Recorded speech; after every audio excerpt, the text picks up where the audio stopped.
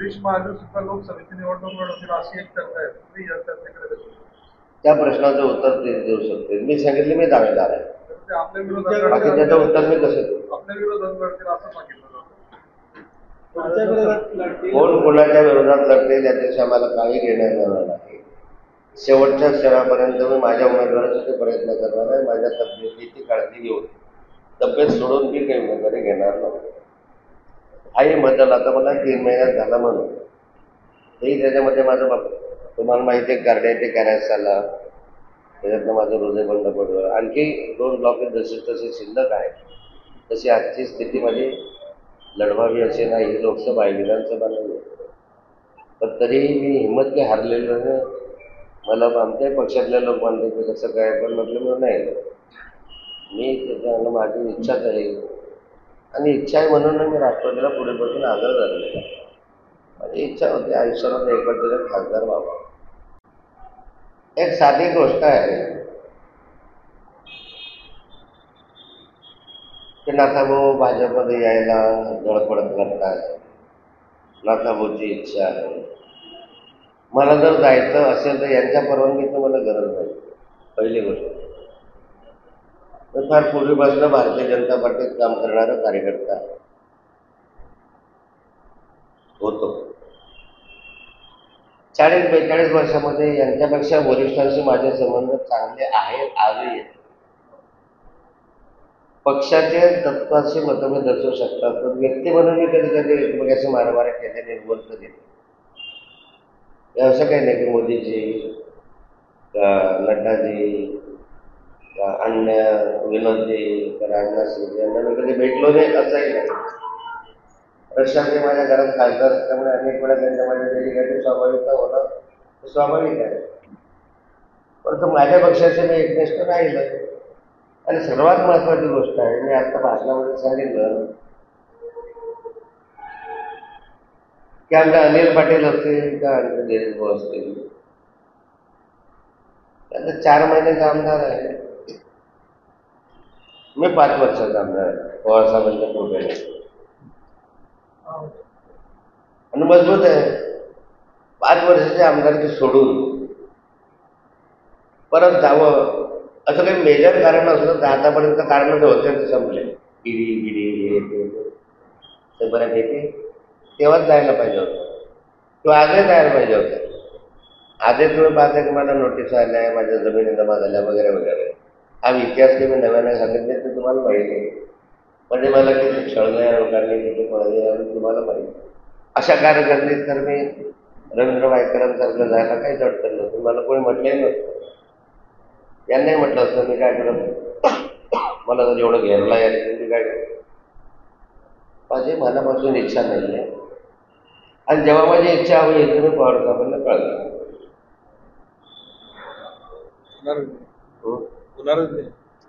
त्यांच्या संमती का नाही. 5 वर्ष आमदारकी सोडणार काय मूर्ख आहे का? रक्षाताईच्या माध्यमातून निरोप पाठवले जात आहेत. तुम्ही भाषणामध्ये पण बोलता रक्षाताईच्या माध्यमातून निरोप पाठवले जातात. एक स्वाभाविकता असतं. रक्षाताईने मला तर कधी भाजपमध्ये असं सांगितलं नाही. कधी कुठे कॅडला टून ते मला माहिती नाही.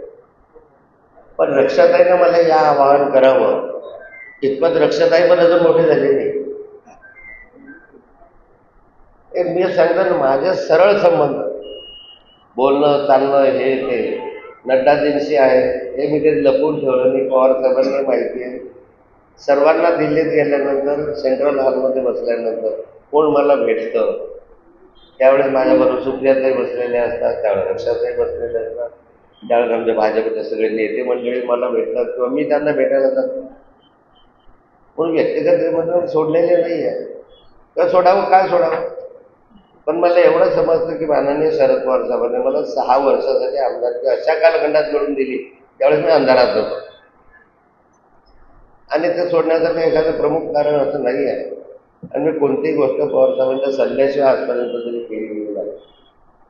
अजूनही आता तसा काही विषय माझ्या डोक्यामध्ये आता तरी या क्षणाला नाही. पुढच्या क्षणाला मोकळेपणे पत्रकार परिषद घेऊन मी असं लपून छपून जाणार नाही. उघडपणे जाईल, पण पवारसाहेबांच्या सल्ल्याने जाईल. माझं हे स्पष्ट मत आहे की माननीय अजितदादा पवारांना जे सन्मानाची वागणूक शरद पवार साहेबांच्या जोडीला होती, तो सन्मान त्यांनी हरवला. आज अशी स्थिती आहे की माननीय अजितदादांकडे 50 आमदार आहेत, 50च्या वर आमदार सपोर्ट करण्यासाठी, आणि त्यांना 3 जागावर समाधान मानावं लागतं. 50 आमदार, उपमुख्यमंत्री राज्याचे आणि बायकोसहित 3 तिकीट. मला वाटतं की त्याचं काही बरोबर नाही. अर्थात हा त्यांचा विषय आहे, त्यांच्या सन्मानाचा विषय आहे. लक्षात येईल जर उमेदवारी मिळाली नाही भाजपकडून तर ते राष्ट्रवादीमध्ये येतील अशी चर्चा आहे. नाही. काही फेरबदल होईल? लक्षात यांनी स्पष्ट शब्दात सांगितलं, मी राष्ट्रवादीकडून उमेदवारी घेणार नाही, मी भाजप सोडणार नाही.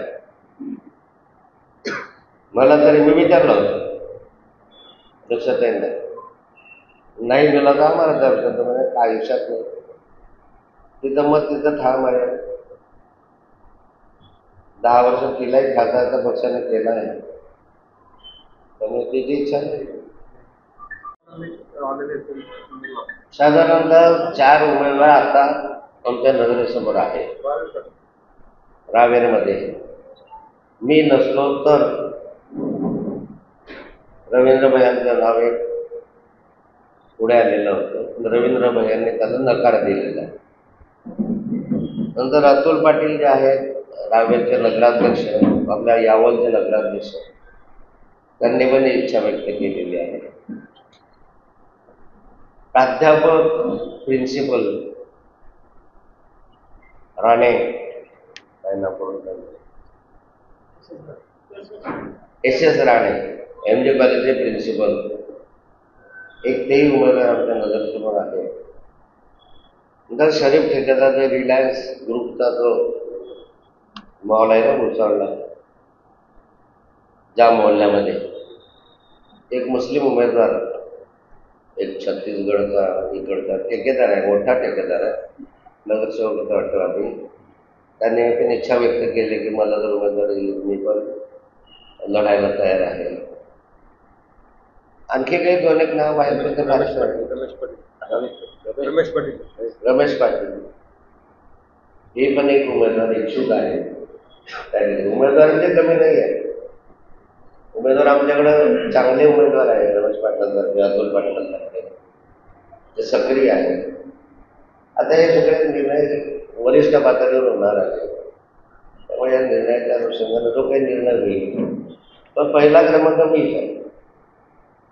मग नंतर म्हणजे मी विचारून घेतो बरं त्यांना, आणि म्हटलं माझी तब्येत जरी चांगली नसली तरी शेवटच्या क्षणापर्यंत माझ्या उमेदवाराचा विचार पक्षाने करावा. आणि कार्यकर्त्यांना मी विनंती केलेली आहे की ही निवडणूक कार्यकर्त्यांनी लढवावी. मला फारसं फिरणं शक्य जरी नाही झालं तर अशा जर वेळ आली शेवटच्या क्षणाला तर नसलो तर हे उमेदवार आहे, आम्ही ताकदीनं पक्षाच्या बाजूला उभे राहू. समोर कोण आहे याची चिंता न करता पक्षाच्या बाजूला, उमेदवारीच्या बाजूला उभे राहून आपला तुतारीवाला माणूस निवडून आला पाहिजे असा आमचा प्रयत्न राहील.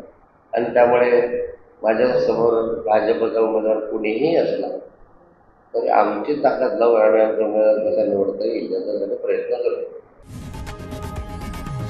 लोकशाही मराठी ऐका, पहा, जागरूक रहा.